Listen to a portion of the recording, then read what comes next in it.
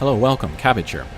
So, I cleared Legend of Zelda Tears of the Kingdom, and I recorded my footage of the boss fight and then the ending cutscenes.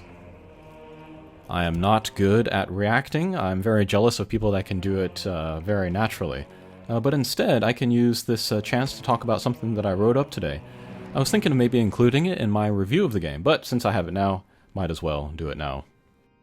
It will be about setups and payoffs in Tears of the Kingdom. I said in a community post after beating the game, but I was most impressed with the story writing. I don't really care about the story in Zelda games, they're usually pretty thin. Maybe that's because I hadn't played one since Ocarina of Time and my expectations were low coming in. But in this game, the story drew me in, made me care, and now I think it is one of the more clever plots that I've seen in any media. In lots of video games, they are filled with Chekhov's guns all over the place, random elements that don't lead anywhere. But Tears of the Kingdom, with the main story, is actually very lean and simple, and everything connects while still having, pun intended, sky-high stakes, and leaving us the player very satisfied at the end. It kind of combines the fairy tale happy ending of early Disney films with the bittersweet, unspoken yearning of Ghibli films, with the pure heroism of, like, Golden Age Superman. On that last bit, I always hear people say they wish Link had more emotion or more character, but I'm like, no. He is the prototypical capital H hero, and there are so few of those now in these days of cynical, conflicted, gray area anti-heroes.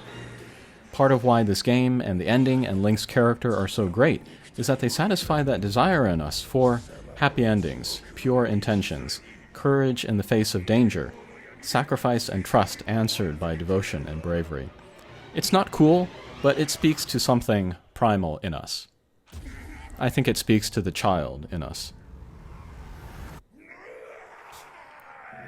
And what this story does well is setups and payoffs. What are those? A good example is in Die Hard. John McClane is flying into Los Angeles, and he talks to a guy that tells him going barefoot and curling your toes helps with jet lag.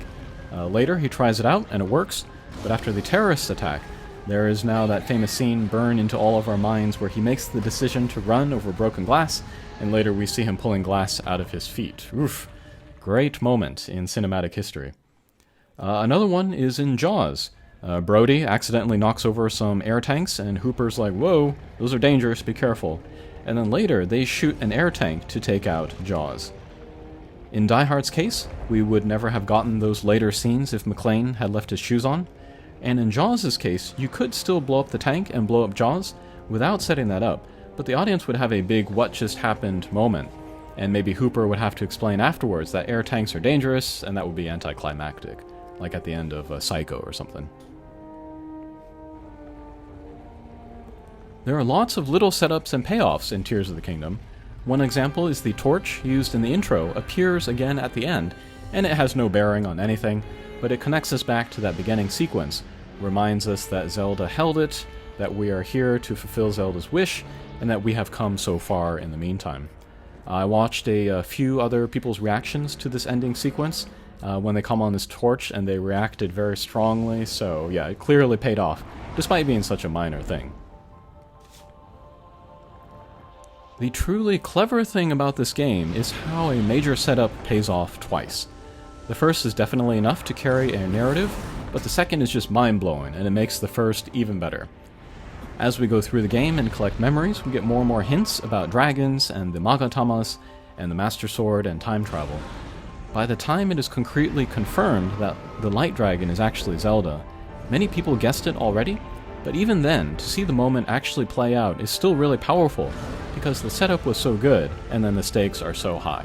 So we got the Zelda is a dragon payoff, and we're all like, oh man, that's amazing, but we're also thinking, well, that's that, because typically setups only have one payoff.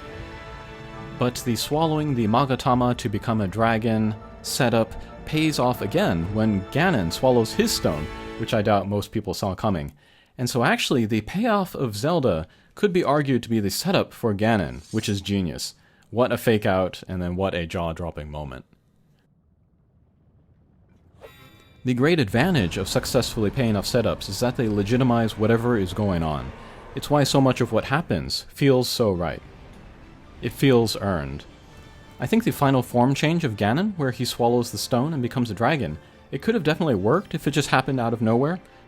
If there was no setup, if Zelda never swallowed it herself. I think we are conditioned to a point now to just wave through whatever nonsense video game narratives throw at us. But by having good setups, the Ganon dragon feels right. And on the other hand, if Ganon never became a dragon, and he became like a spider or something, and Zelda doesn't help us fight him, I think we would all still be perfectly happy with that. When we learn Zelda is the dragon, we're thinking, okay Zelda, hang on until the ending cutscene, we'll save you then. And we've sort of mentally put her aside, but then to have the light dragon pay off again by helping us fight Ganon in a way that no one else could is just super awesome. Very satisfying for Zelda fans, and very satisfying for dramatic set-piece fans.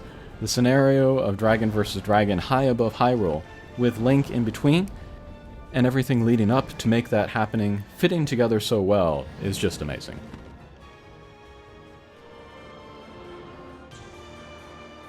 And here at the end, we have this beautiful final sequence. It pays off the setup from the beginning of the game when Link was unable to catch Zelda, but it also encapsulates the game and series as a whole. It's the distillation of heroism, selflessly helping people, saving people in the face of impossible odds to great personal risk. And then there's the very touching way that Link holds Zelda as they fall in the water.